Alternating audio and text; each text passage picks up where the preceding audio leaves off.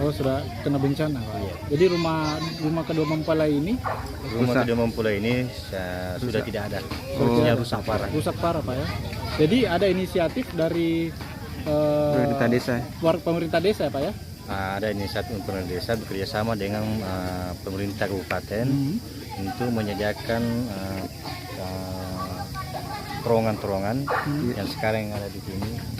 Jadi tenda pengungsian yang dijadikan tenda pernikahan, Pak. Betul, tenda pengungsian jadikan tempat pernikahan. Jadi ini karena kemarin sebelum ada kejadian kan rencana hari Senin, tapi ternyata setelah malam Rabu ada bencana. Oh, jadi terpaksa kita tunda. Oh, jadi pestanya sempat tertunda, Pak ya?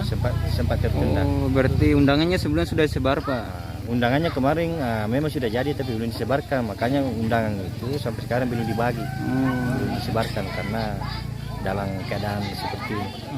Namanya siapa, Pak?